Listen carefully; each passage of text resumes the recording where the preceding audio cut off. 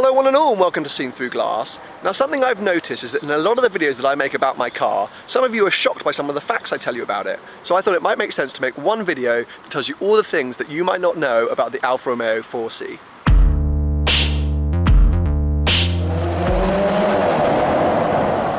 So one of the biggest things that people are surprised by is the car has no power steering. That is right, because it's so light, Alfa are like, you can't have power steering, you'd kill yourself. They seem to think that if it had power steering, rather than turning left, you do a 180 U-turn. So the car has no power steering. And as I alluded to in my review video, which if you haven't watched, go check it out now, it's not really a problem except for 3-point turns and parallel parking. At that point, your arms die. And as I alluded to just then, the car is insanely light. It weighs less than a ton, 895 kilograms.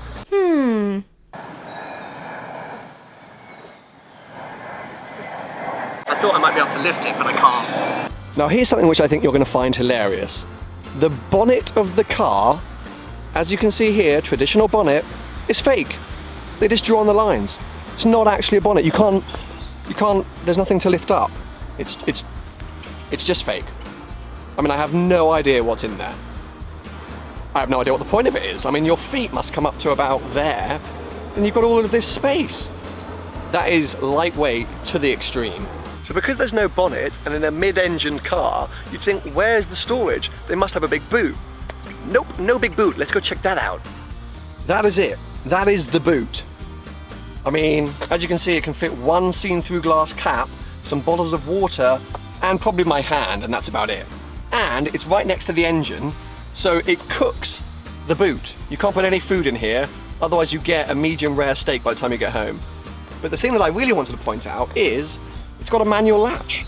So it's not automatic, you have to manually hook the boot lid up to access it, which is why I didn't film myself opening the boot, because I couldn't. You need two hands. So when you're shopping, it is a nightmare. I just wanted to demonstrate how much effort it takes to open the boot. I know I look like I'm having a poo right now, but I'm not.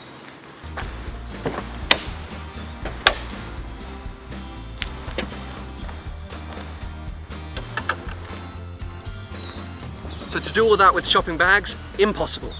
Oh yeah, the indicators, really loud. Really loud. Don't know why they're so loud. They are just really loud, sorry about that.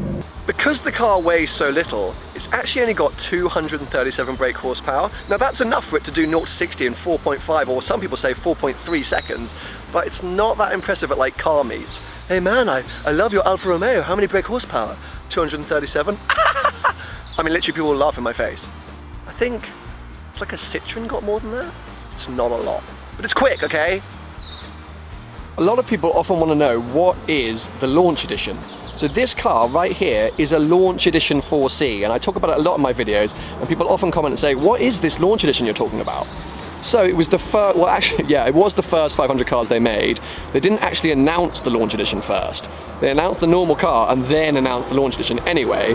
There are a few, well there's really one key thing that you can look for to know if a car is launch edition, and it is these grab holes on the front bumper. That is the easiest and quickest way to check if it is a launch edition 4C. They have these different bumpers which have these wonderful grab holes, which I think is probably to lift it up because it's so light. I guess if you crash when you're going around a track, you can just pick up the car and pull it out. But that's the first thing to look for. But you get a whole raft of changes. All of the carbon fiber that you see all over the car, those are those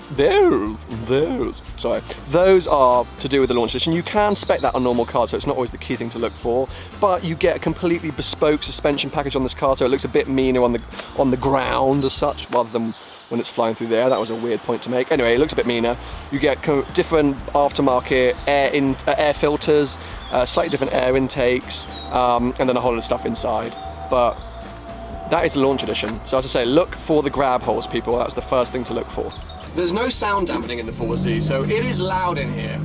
If you get on the motorway, you basically can't talk to anyone. Like, it has Bluetooth, but you're like, hello? Hello? But no one can hear you. One of my favorite things though, it's got a carbon fiber tub.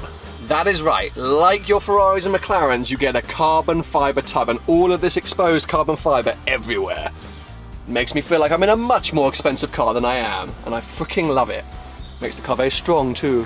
Excuse the dirt, by the way. I couldn't get to a car wash in time. So there you go, a few things about the Alfa Romeo 4C that you might not have known before. I hope you found it helpful, and hopefully in future videos you're like, oh yeah, I knew about that already. You can be the guy in the know. So give it a thumbs up if you've enjoyed it. Give it a thumbs up if you want to see more videos on the 4C, and make sure you're subscribed to Seen Through Glass.